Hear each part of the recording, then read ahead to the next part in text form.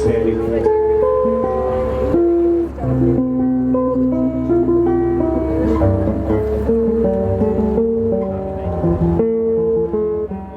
And the New Zealand rocket lab should not be selling out to the American military industrial corporation. We want there to be no military launches from Mahia by Rocket Lab. We don't want those things to be happening. The Minister has the veto powers to veto things if it's against the national interest. Our problem is that the Minister has not vetoed anything. What we're standing for today is to stop the militarization of space. I have no faith in the rocket lab anymore. I'm Sid Kepa. I'm the president of First Union, Kai Whakahaere of First Union, and the Kai Whakahaere Tuaru of Te Kauai Kamea, Kai Mahi, the Council of Trade Unions. So we're here to support this, even though, you know, you hear people say there's 200 workers there. Yeah, everybody gets redundant, but they're going to make the whole of everybody redundant by doing this, putting that stuff up there, stuffing up our bloody planet. We won't be able to see Matariki with all their rubbish up there.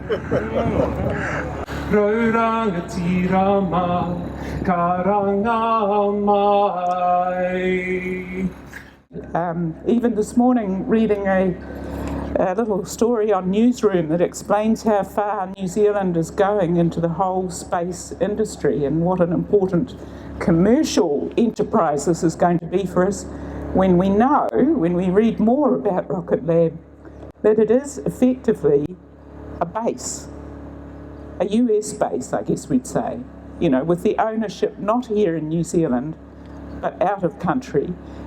It has no accountability to us, no clear accountability. We call on our government to explain to us how they approved payloads going into space like Gunsmoke J, which is about improving the targeting of weapons, including, we believe, potentially, nuclear weapons. If it's about targeting, how can you decide what it's going to be used for in the future? We'll have no say. And we still don't really understand the process that our government went through to approve such a thing.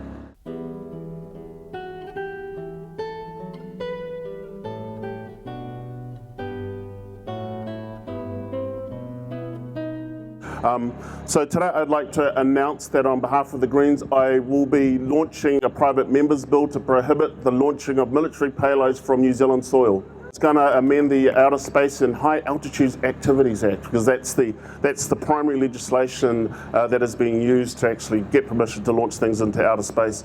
Currently within that act, the Minister has the veto powers to veto things if it's against the national interest. Our problem is that the Minister has not vetoed anything.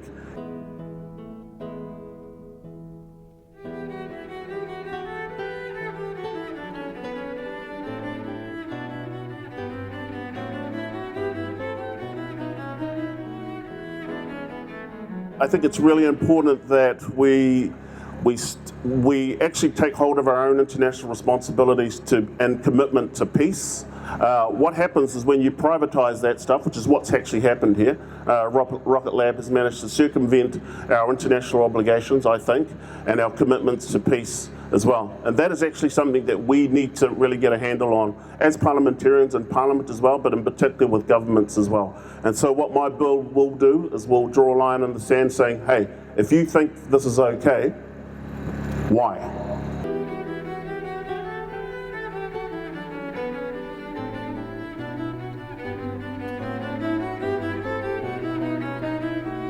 And then we also heard about environmental impacts. And Sid talked a little bit about them sending space junk into outer space and how bad that is, but then also the impacts on the launch areas as well. So there are a large number of concerns about the impacts on the environment itself, on native bird species and other species that are around the launch area within Mahia as well. So there are a lot of questions.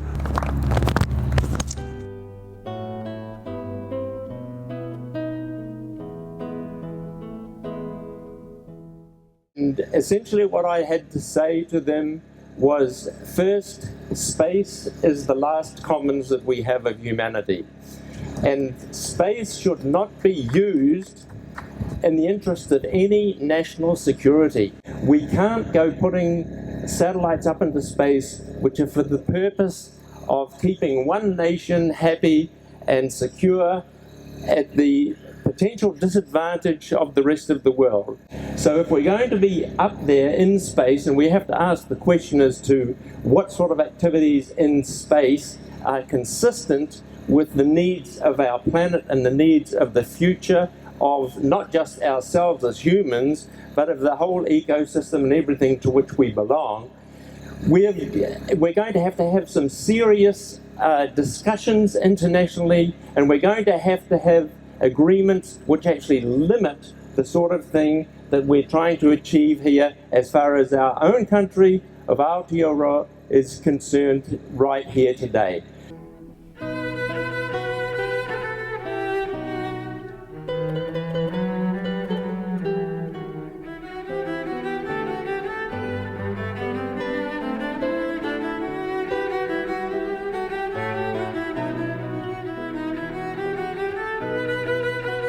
The issue that we've got is actually one to take it from here further out, and it needs to be taken for any of you who are in the Labour Party, at regional meetings, at policy committee meetings, up to the government, because it was the mass action around New Zealand and then through the Labour Party that got the legislation of 1987 to be a nuclear weapon-free country. And what's happening here is part of an undermining of that aim of the people of New Zealand.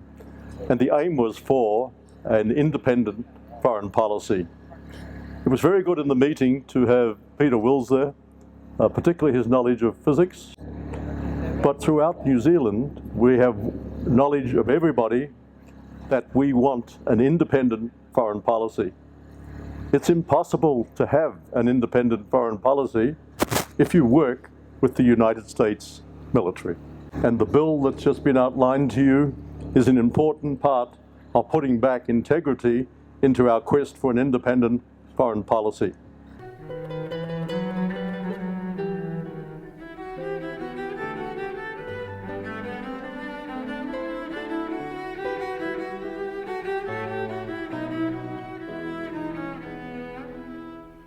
You cannot have a concern for Indigenous people if you work with the US military.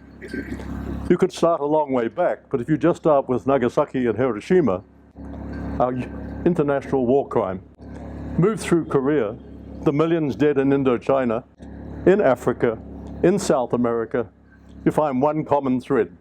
That's the military power and the economic might of the United States of America. And this is a small part of that. Paul Buchanan, a former member of the CIA, put it very clearly, which is, it's part of the kill chain. This is not to say that when the payload is launched, that the instrumentation itself can lead to the launching of a nuclear missile. It's part of the whole. The country which has 800 military bases around the world is the United States of America. China, at best, if you count the Spratly Islands, which is in dispute, has 3. We are here, all of us, to get a message out, for goodness sake, take up the issue of international affairs.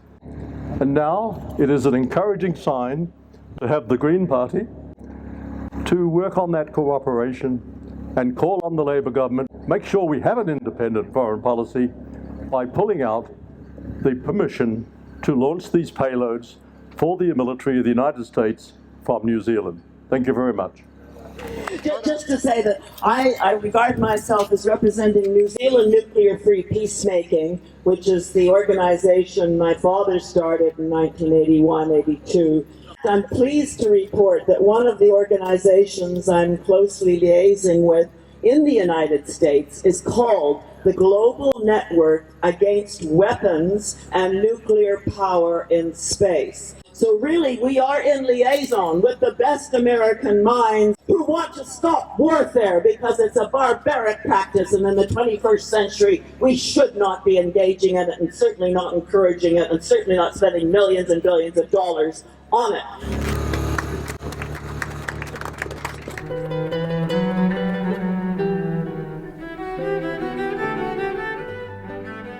People will not know, they could not know, but de facto, New Zealand has become a member of the North Atlantic Treaty Organization. It ensures that the militaries and intelligence networks around the world are interoperable.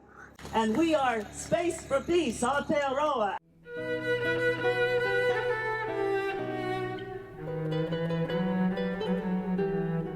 With the potential to do amazing things with technology comes a massive responsibility. My focus today is talking about the potential health and environmental implications of the communication systems that will be necessary to control these satellites. How safe is this going to be? Now, when you add space to that, you've got another layer. And I just want to mention here that it was in March of this year that the Gunsmoke J payload was launched by Rocket Lab from Mahia Peninsula for the purpose of the US military Space Missile Defense Command for warfare combat targeting. And that Rocket Lab is currently an American-owned company, and in fact a major investor is Lockheed Martin, the biggest producer of conventional weapons and nuclear weapons in the world. So this is what we are opposing. Tēnā koe te tangata whenua. My message is very short. I'm sure Peter Beck and his staff are watching from the top. My message to you, Peter, you have 2 children. And those children will be affected by what you're doing today. Have a look at the South Pacific, what the Motorola Atoll is doing. It's splitting. So what are you going to take note of now? Kia ora koutou. Kia ora.